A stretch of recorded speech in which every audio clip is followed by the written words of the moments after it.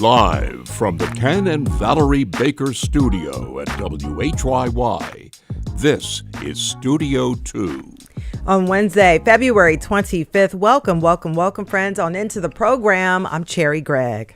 And I'm Avi Wolfman-Arendt.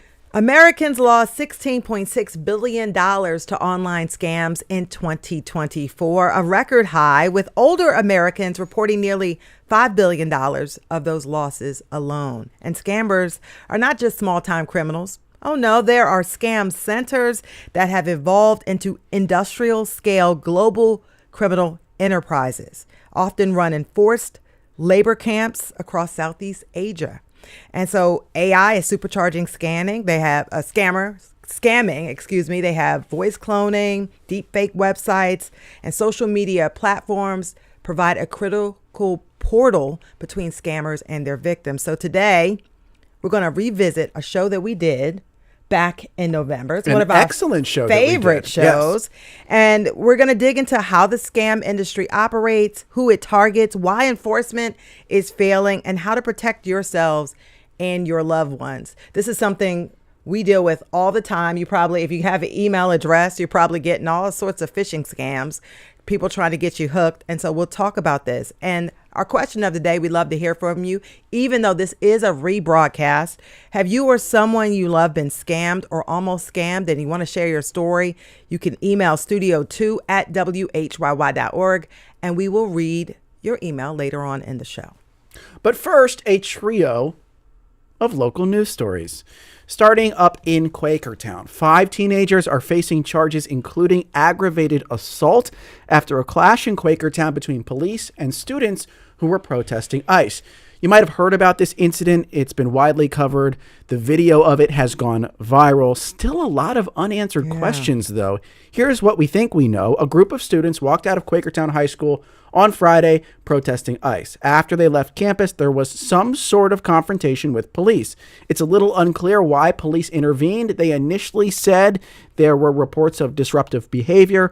Anyway, at some point in all of this, a man went into the crowd of students, grabbed one of the students, and ultimately placed one girl in a headlock. This man was not in uniform, but it turns out he was the Quakertown police chief and borough manager, Scott McElry.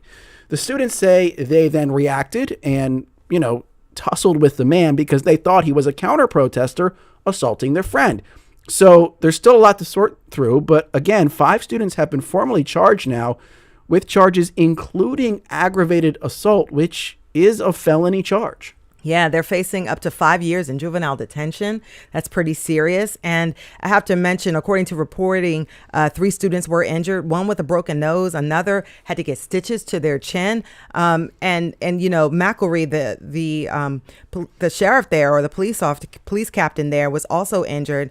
And, I don't know all the facts. I think the facts are still coming out. But folks, it is a red flag that, he didn't have on a uniform. They said that he didn't announce that he was law enforcement. And so they didn't know what was going on. So that's a red flag, but the judge will have to decide. And this is becoming a bit of a political situation in Quakertown. Folks are taking sides, but I will say that the students, there's a GoFundMe for them, and they've raised over $92,000 so far for their legal defense. I'll also note that the Bucks County District Attorney says it is investigating this incident. So a lot more to come out, we assume, in the days and weeks to follow. Yes. Our second story. If you've driven in the city near 2nd and Spring Garden Streets, you've probably seen people standing out there. We saw last night. We were there last night. Standing there in the Poor cold people with luggage, waiting for the bus. Well, I have some good news. The city's Greyhound bus terminal is one step closer to having a permanent home. Shout out to the Philadelphia Inquirer for this update. Apparently, the city looked through 200 plus locations and narrowed the options to 3 potential sites for a permanent terminal, a pair of parking lots near 8th and Arch, a garage at 15th and Arch, and a parking lot near 30th Street Station right near the Sierra Center. Now, if you're hearing this and you're like me, you probably thought this was already decided. I thought they were moving back into the old Filbert station. Where the Greyhound used to be. And that is true. But that is just a temporary place. Got it. and that's the big update. I was very confused. I think we all were confused when we talk about this story.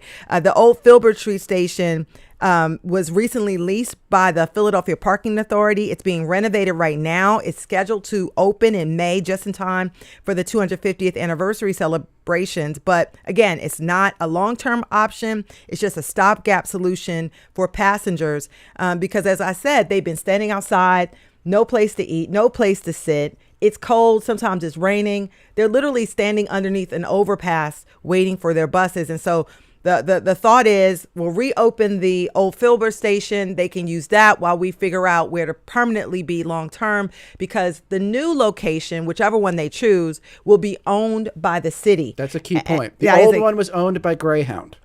And Greyhound wanted to cut costs, so they closed up a lot of their terminals across the country. But this time it'll be owned by the city, and they're hoping that, building a new terminal will spark development in that area.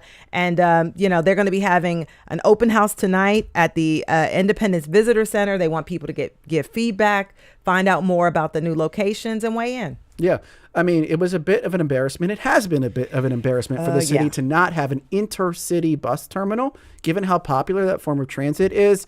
I'm interested in these three sites. I don't know if there's one that I inherently prefer. 8th and Arch is right across the street from us. Yeah. So maybe selfishly I prefer that one. But 30th Street would seem to make a lot of sense. People are already there, traveling in and out of there. It's right next to the Amtrak station and all the regional rail. So that feels like a logical solution.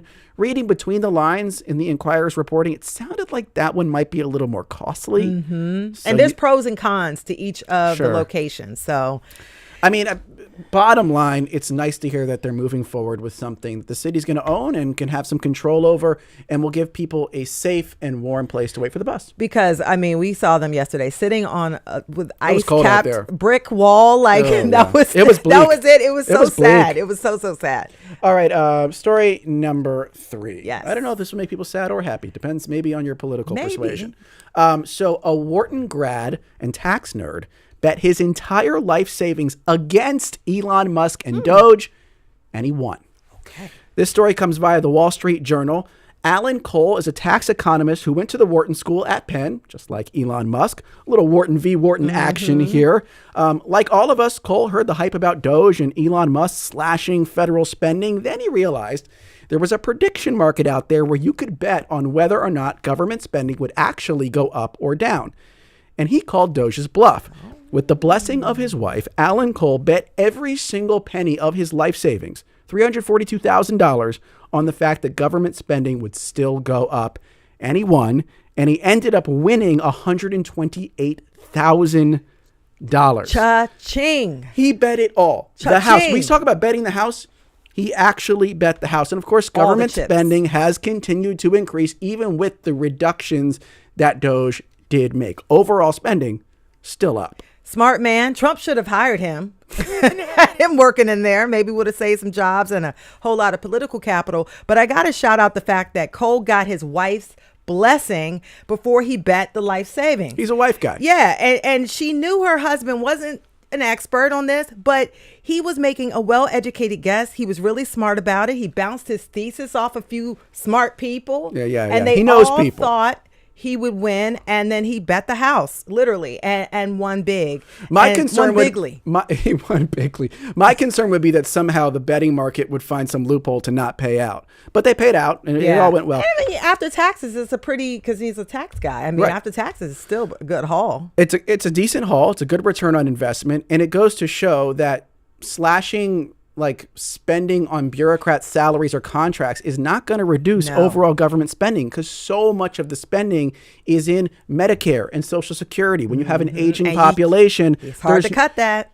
And I think he understood politically that Elon Musk, even as he was raising the chainsaw above his head, wasn't actually going to slash the things that actually drive government spending. And I know a lot of people are probably kicking themselves thinking I should have gone on the poly market and I should have bet some of this. But this also says something about how poly market and Kalshi work. You're not betting against the so-called house, and you're just betting against other people who want to take the other wager.